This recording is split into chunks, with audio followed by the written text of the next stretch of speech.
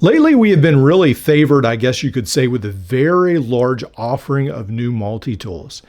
I think this will be one of the last of the batch for a little bit, but this one just came in the mail today, so this is another first look.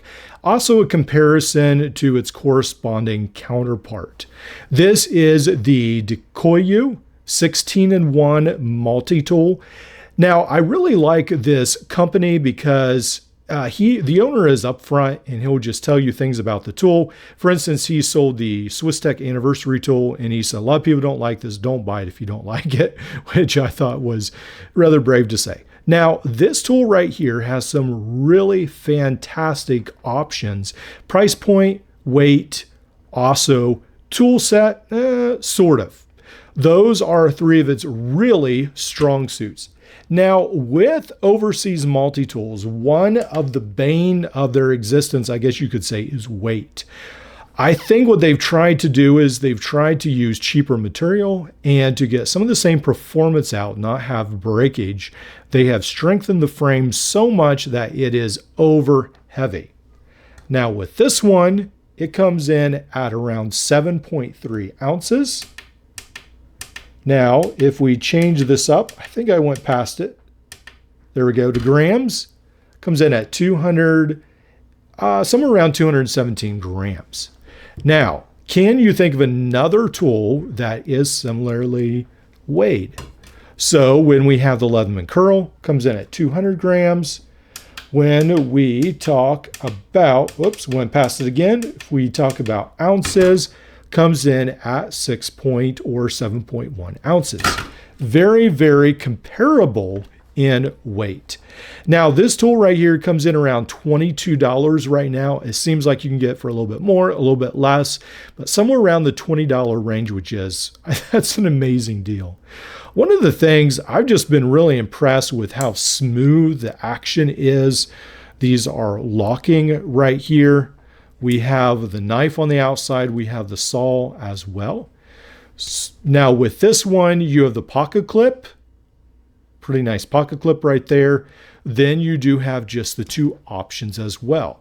Now on the Leatherman curl, you have the knife, and then they actually chose the file, but on this one, you have the saw. Those are the two options you have with this tool.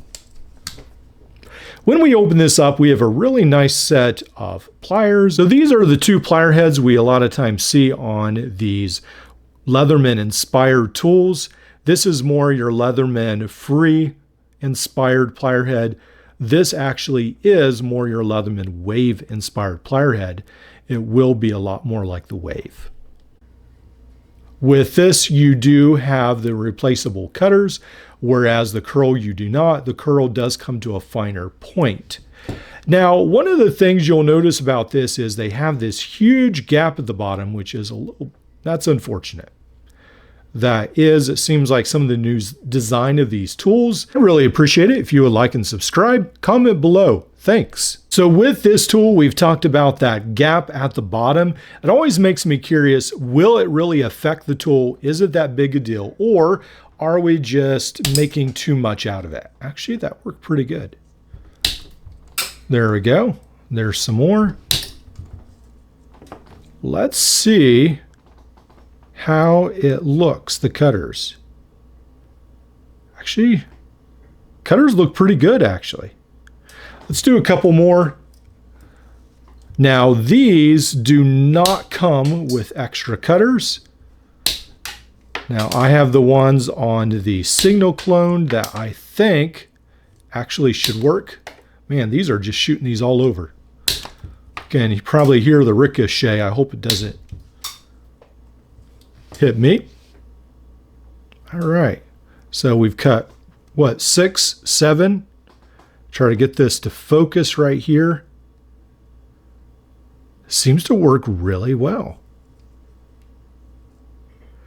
So I know someone has mentioned that that gap would really affect this, make it not be able to cut. I have to say it actually cuts really well. I'm surprised. Let's go ahead. Actually, let's not fold it up. let's talk about the inside tools. Now on this side, we have a locking bit driver, which I love. We've got a ball detent bit. We've got the Phillips. This one is just the 2 Phillips on this one right here. Then also we do have the pouch over here. This pouch isn't that special, but we do have a sleeve in the back for the extra bits right there. Then we do get a bunch of extra bits, which definitely I'm a fan of. Now, this is where things go south a little bit because, again, this is 5mm. And I know there's a collective groan out there because why?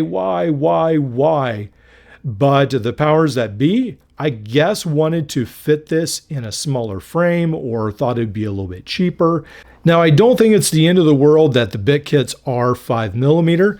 There are tools like this one right here that have fairly nondescript names on Amazon. They do come with bits. The unfortunate thing is they're not double-sided, so they don't quite fit all the, or they slide in here a little bit too much.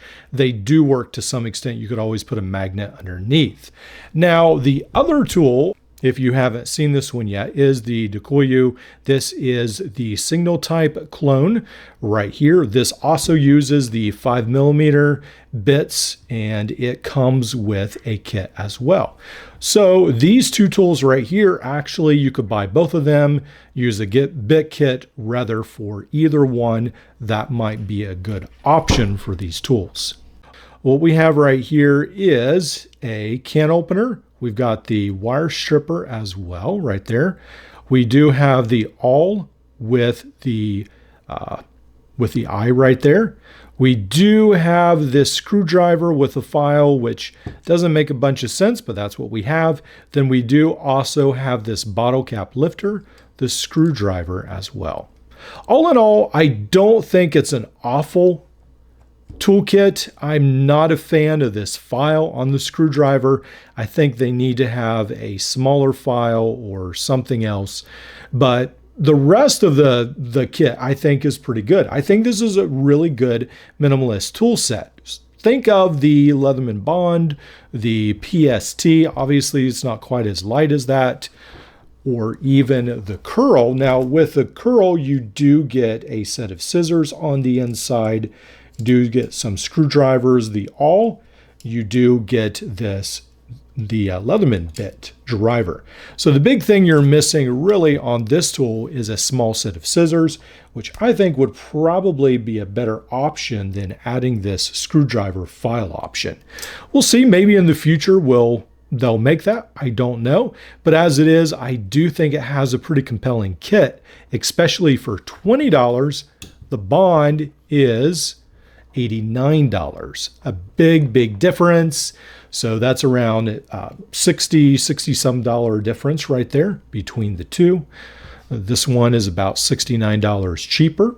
There's a couple more things we need to talk about this tool. One of them is that I have noticed with several of the last tools that there is a fair amount of grease at the pivot. I don't know if that's a bad thing. The pliers work really well. They're very smooth. Also, this is very smooth to open and close. Nothing like Leatherman. They can be very tight to close. Now, this one right here, it's not like it just falls, like the handles fall closed. Again, this is a $20 tool, so I'm pretty impressed with it, actually. I feel like it's fairly smooth. The knife is fairly smooth to open, to shut. You can do it one-handed. Now, I'm right-handed, so let's see about the left side. Yeah, you can do it that way. Pretty good. I'm pretty impressed with this tool overall. The negatives are that it doesn't have as good a quality of steel. The metal, it doesn't have a great warranty. Also, that 5mm bit driver. Wow, that really, yeah, I think all those things are big things to think about. But at $20, wow, that's value.